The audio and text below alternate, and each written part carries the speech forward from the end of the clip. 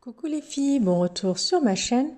Aujourd'hui je vous retrouve avec une nouvelle vidéo dans laquelle je vais vous présenter plusieurs astuces pour partir en vacances sereinement. Sauf cette année, vu le contexte actuel, on a toujours eu la chance de voyager chaque année et notamment de faire des longs trajets vu que on est un peu à l'autre bout du monde. J'ai donc au fil des ans acquis des réflexes, mis en place des routines. Donc comme il y en a beaucoup, aujourd'hui on va se focaliser sur la préparation du voyage en lui-même pour ne plus être stressé et partir avec le sourire.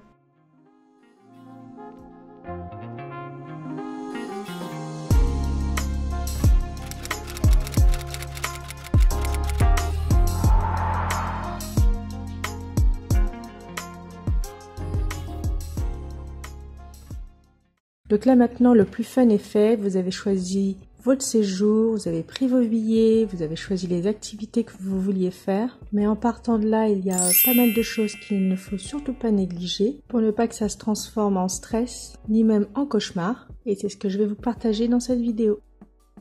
Il y a une chose qui n'est pas connue de tous, c'est qu'il y a très souvent une assurance voyage liée à notre carte bleue. Donc c'est quelque chose qu'il faut vérifier avant d'en contracter une autre auprès des tours opérateurs par exemple, parce que clairement ça ne sert à rien de payer deux fois la même chose. Par contre, si votre carte bleue est bien munie de cette assurance, ce qui est le cas de la majorité, il faut absolument payer votre séjour avec cette carte-là pour pouvoir en bénéficier. Pour ranger tous mes papiers importants, j'utilise toujours cette petite pochette. Je ne l'ai pas vraiment prise pour l'esthétique. Elle est petite, elle a une anse, elle est très légère, elle a une pochette à l'intérieur. C'était donc pour moi parfait pour son utilité. Et le fait d'avoir une pochette qui contient tout ce qui est passeport, billets ou autre, c'est pour moi important parce que ça permet de garder notre attention sur une chose, ce qui peut 1. Éviter les coups de stress et 2. Les retrouver très facilement en cas de besoin. Donc dedans, j'y regroupe tous les passeports. Bon, les passeports français sont pas dans les pochettes tout simplement parce qu'on nous demande toujours de les enlever. Donc je les mets toujours à côté, mais je pense que ça sert à rien.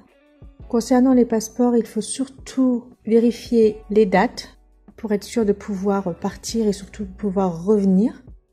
Il y a aussi une chose qu'on ne pense pas vraiment, c'est de tout simplement vérifier si on a assez d'espace pour les tampons des douaniers. Je vous conseille également de prendre en photo vos passeports et vous les envoyer par mail. On ne sait jamais si vous les perdez ou quoi. Il y a toujours des connexions à internet un peu partout dans le monde et ce sera beaucoup plus simple pour vous de les récupérer. Je vous conseille également de faire une photocopie papier de vos passeports.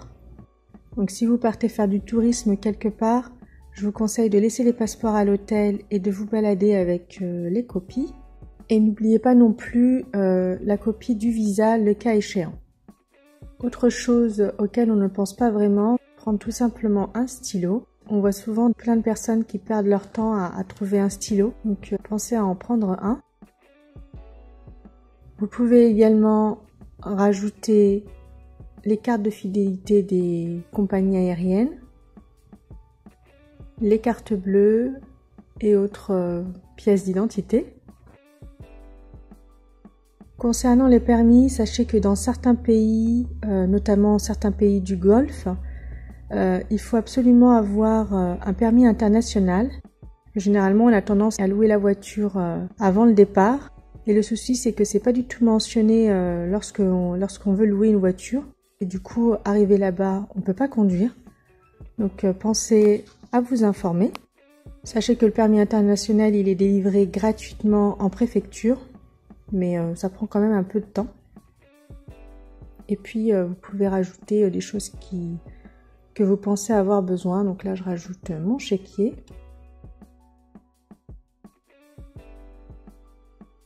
Alors ça, c'est pas quelque chose que je faisais avant. J'en apportais, mais ils n'étaient pas dans la pochette des passeports.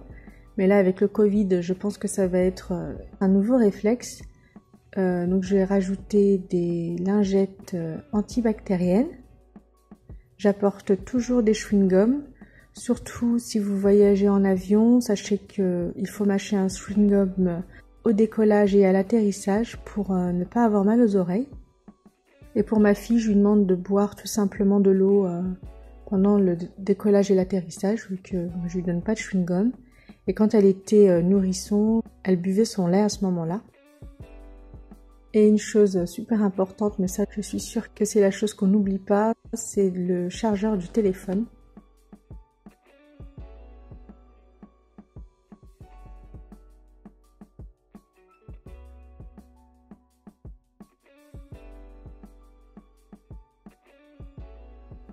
Je voulais juste vous informer que j'avais également un compte Instagram. J'y poste des recettes express et des astuces du quotidien. Et j'y suis présente tous les jours en story. Donc si ça vous dit, vous aurez le lien en barre d'infos. Selon la destination choisie, je vous conseille de vérifier s'il n'y a pas un vaccin à faire. Donc pour cela, il faut tout simplement aller sur le site de l'Institut Pasteur. Vous aurez la liste des vaccins à faire selon le pays de destination. Si c'est pas un voyage de dernière minute, je vous conseille de bien profiter des soldes, des promos pour faire de bonnes affaires. Si vous faites des achats sur les ventes privées, je vous conseille de vérifier les délais de livraison. Je me suis déjà fait avoir. Et là, comme par hasard, il y a une offre DLC chez ventes privées. Enfin, VP maintenant. Mais c'est absolument pas sponsorisé. C'est le site vers lequel je vais d'habitude. Qui dit vacances dit dépenses. Je voulais du coup vous partager quelques astuces à ce niveau-là. Donc vous avez bien sûr la possibilité d'utiliser votre carte bleue classique, sauf que il faut se renseigner sur les frais. Vous avez également la possibilité d'apporter du liquide, soit des euros, soit dans la devise du pays de destination. Si vous avez du change à faire, je vous conseille de le faire sur place, parce que c'est beaucoup plus intéressant. Et si possible, fuyez les bureaux de change qui sont dans les aéroports, parce qu'ils se font une marge énorme. Essayez de vous renseigner en amont pour savoir où se trouve le bureau de change le plus proche de votre hôtel, de votre Airbnb, peu importe. Si vous n'êtes pas trop cash et que vous préférez tout ce qui est carte bleue, je vous conseille de vous renseigner sur les néobanques. J'en entends que du bien. Vous en avez plusieurs différentes avec Revolut qui est visiblement leader sur le marché européen. Mais je vous laisse vraiment faire vos recherches. Là, je vous ai mis quelques noms. Donc, qu'est-ce qu'une néobanque? C'est en gros avoir un autre compte avec une carte bancaire. Il faut faire un virement entre votre compte courant et votre compte néobanque. Et lorsque vous êtes à l'étranger, vous utilisez la carte bancaire de la néobanque comme moyen de paiement et ce sans frais. Mais vraiment, je vous laisse faire vos recherches, mais sachez que c'est une option envisageable. Donc cette vidéo touche à sa fin, j'espère qu'elle vous aura plu, j'espère qu'elle vous a été utile et que vous avez découvert quelques astuces. N'hésitez surtout pas à partager les vôtres en commentaire. Sur ce, prenez soin de vous et je vous dis à mercredi pour une prochaine vidéo.